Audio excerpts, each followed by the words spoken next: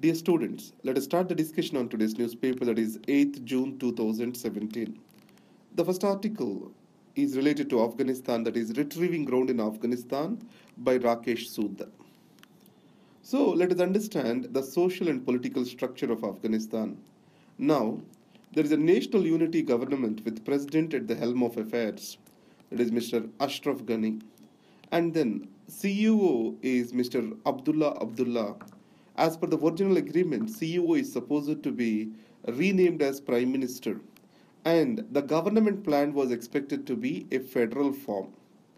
But however, over a period, the CEO remained as CEO, President became too powerful, and the entire administrative structures got centralized. That is one thing. Traditionally, Pashtuns dominated in administration and political structure of Afghanistan. But in the national unity government, non-Pashtuns are also being accommodated. So in this case, Uzbeks and then Turks and also Hazaras, these are the people who are being accommodated as vice presidents with their representatives. So this complex structure of administration has created many internal conflicts and rifts because president and CEO are not in good terms, and also these Pashtuns and non-Pashtuns have a traditional fight among them. So guiding an Afghan government is very difficult.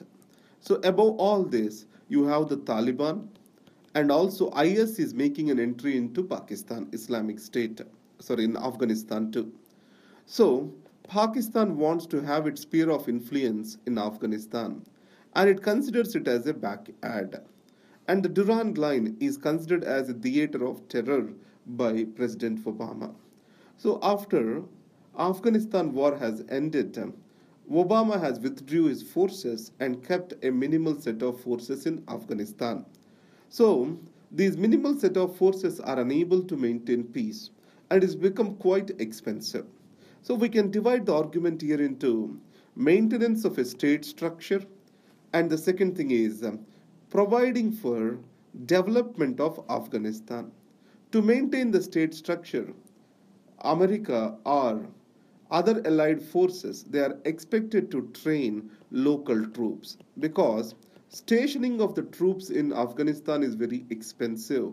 To make an American soldier to land onto the soil of Afghanistan and to serve for 1 year, it costs more than $2 million. So if we can train the local troops, it will be more economical, and also it brings sense of belongingness between the people. And hatred against the government, lack of confidence against the government can be reduced to an extent government enjoys the legitimacy. Remember always in governance, the people who are using the force against the citizens, they shall not be considered as outsiders. If they are being considered as outsiders, then legitimacy of the government comes into question. So that's why to maintain the order in society, it is better to train the local troops rather than using the foreign troops to maintain order. And coming to development, Heart of Asia conference was conducted before, and then you have to maintain the peace process. The another aspect is to maintain peace process. A Afghanistan quadrant was created. Who are the part of this quadrant? You have US, China, Russia, Pakistan. Sorry, I think Russia is not there. US, China, Pakistan, and Afghanistan. These four are the part of the quadrant. But finally, the Murree talks in a hill station called Murree talks were conducted with Taliban, and they did not give results.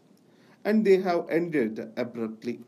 Now, Russia wants to conduct the talks, and Russia, Pakistan, China, they formed a group. China has its own specific interest with regard to its One Belt, One Road initiative to engage with Afghanistan and to maintain a stable, peaceful Afghanistan.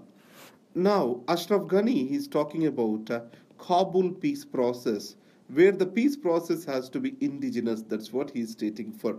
So above all, what we can say is developed Afghanistan, stable peace process, and nurtured and well organized state system. This will maintain the stability and are essential for development in Afghanistan. Next is neutrino opportunity. You know that neutrinos These are chargeless particles and they travel through our body. And if you can understand the neutrinos and their origins, we can also understand evolution of the universe. So, in this context, Indian Neutrino Observatory is planned in Tamil Nadu, but it is suffering many bottlenecks, especially red tapeism of bureaucracy and environmental ministry. Why? There are many fears expressed by the people who are living surrounding the project. So, in this context, all these fears are not well placed. These are unwarranted fears. So, scientific community and people, they shall have a direct democratic communication with each other to remove these fears so that public acceptance for these scientific projects can be raised.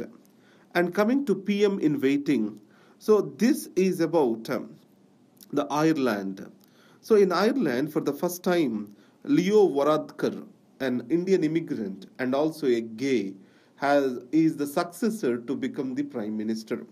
So in this context, let's understand the Ireland society. If you can recollect last year, a pregnant woman has passed away because abortion facilities are not available in Ireland.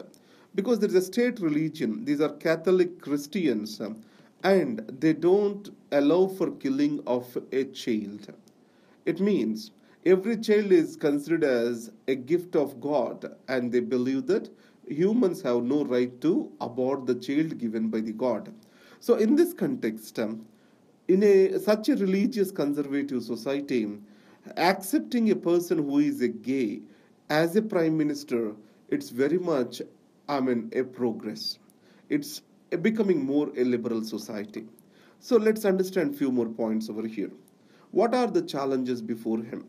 Now, if you take UK and Ireland, UK has nurtured a police that is called Irish Constabulary, which are ruthless police. And it is also a corrupt system like Indian police. The similar model also been stationed in India. So, reforming the police is the first need. And also, there is something called open travel regime. That is what is called non-RLSM, common travel area with UK. Here, people can move around and also they can seek the jobs within UK or within Ireland. Because Northern Ireland is still is part of the UK itself. So a free movement between Northern Ireland and Ireland, it is happening as of now, it shall not be disturbed. And finally, there is a crisis, especially with regard to housing, etc., and these have to be addressed. These are the challenges. The first point we need to remember over here is a closed conservative society such as Ireland is able to accept a transgender and or a gay as a prime minister. He is openly declared himself as a gay and also an immigrant as a prime minister. Holding the rate. So let's come to the RBI. So you already know that there is always a fight between RBI and government with regard to the monetary policy rates. When monetary policy is eased, monetary policy easing, what does that mean? It means interest rates have to come down. As interest rates come down, money flows into the market and it converts into investment and leads to growth. So government always wants an easing of interest rates. But RBI is more concerned about inflation. Always growth will be associated with inflation. So RBI target has an inflation targeting which is 4 plus or minus 2 percentage points. So in this context, RBI tried to hold its ground and kept the rates unchanged. It was very much irritating to the government because as the growth is becoming sluggish, they are expecting the RBI to tie to the line of the government. And second thing over here is the government, it is unable to accept the RBI's independence to an extent. So if you take Duvuri Subbarao and Chidambaram fight, and then Arun Jaitley and Raghuram Rajan, now Chief Economic Advisor and RBI, all these indicates that government is too nervous on growth and RBI's conservative attitude is not going well with the government.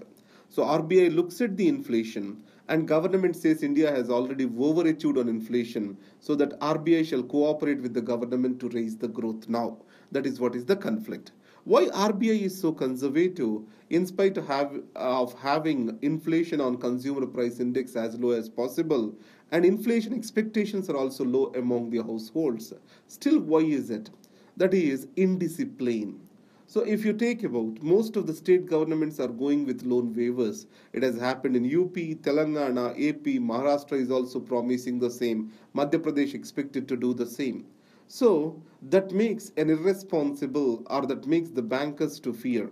And second is, if monetary policy has to be eased, private investment has to be raised. It means you are giving money, interest rates are low, and there has to be someone to take the money and invest it. So interest rate lowering will not automatically lead to growth. That money has to be taken by the private investors, and they shall use that money for some productive purpose. Unless general climate of economy improves, this monetary easing alone cannot help. So infrastructure improvement and increasing the investor sentiment, ease of doing business, all these are very critical for the private investment to move up. So once the private investment moves up, monetary easing definitely brings in growth. And then the banks have surplus capital after demonetization. But however, banks also suffer from twin balance sheet syndrome. Because of its rising NPAs, they are not ready to disburse the loans. As they are not ready to disburse the loans, the easing of the interest rates will not make much impact. These are the things which we need to take into consideration. And also growth expectations are also reduced by the RBI by 10 basis points. What are the reasons? The global challenges are increasing, especially in Qatar. If you have observed, the boycotting of the Qatar is taken up by 5 Arab countries. So these uncertainties can rise the oil prices, which is the major engine for the economy or consumption in economy. So these are the points. Let's go to the open ed. Declare instant triple talaq invalid. Let us see the context of this article last week. On the same page, one of the person wrote an article which says that women among the Islam also have various choices for divorce. Now this article adds another point to it. Whatever the choices which are there to women, these are actually in alignment to the acceptance of the men. It means that there is one condition to it. Yes, women can seek divorce, there is no doubt about it. But it's only possible when our husband accepts to it. It means that whatever is available to men in the name of triple talaq, the equivalent is not available to women in Islam.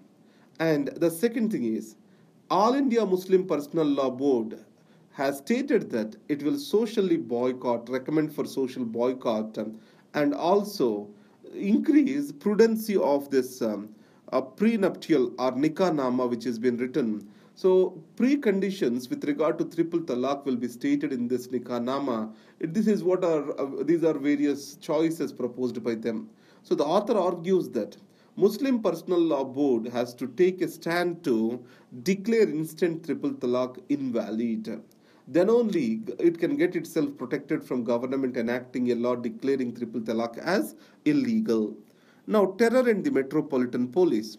If you take this, in London there are series of terror attacks, and these are lone wolf attacks. It means these people have no history, and all of a sudden they are going mad on the roads and they are conducting the attacks.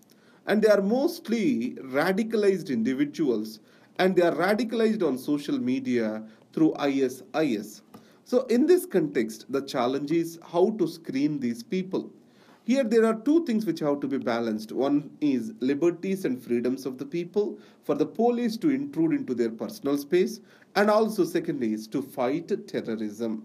So unless there is a confidence between the people and the police, that is police are invading the privacy for their collective interest, nothing can improve. That is what is Raghavan stating here. And second is, politics and police are invariably connected across the world. And London, the Metropolitan Police is no way different. But they report to mayor, who is a politically elected leader. But this person is appointed by the central government, the commissioner of or chief of the Metropolitan Police. So in this context, if the mayor and the central government do not belong to the same party, there is a challenge over here. So these are the things in this. Let's go to the front page. Most important thing is WHO revises antibiotics protocol. You know that the drug resistance is increasing. The major reason for the drug resistance is indiscriminate use of drugs, and also using them using the unprescribed using the drugs without any prescription. So most of the antibiotics, they are being given to the people as counter drugs. In this context, WHO has divided the drugs into access, watch, and there is reserve category. So in this access means these are available for open prescription. So watch means think twice before you prescribe them. Reserve means these have to be the last line drugs. So unless this reserve or this indiscriminate use of the reserve drugs is curtailed, we cannot fight the growing resistance against the drugs. And again, so attacks in Iran and ISIS claims itself as a reason for this. That's what is another news. Coming to Astana, Shanghai Cooperation, India is going to join as a permanent member along with Pakistan in this. So here, there are two important things. One is banking, connectivity, trade, infrastructure. This can be benefiting India. And another thing is regional anti-terrorist structure, RATS. It is very much important because these countries involved in SCO, they share information openly against terrorism. Now, again, at the last page, I gave you the notes, and it will be posted to you at laix.in/civilsprep, and you can follow it over there. Thank you very much. All the best.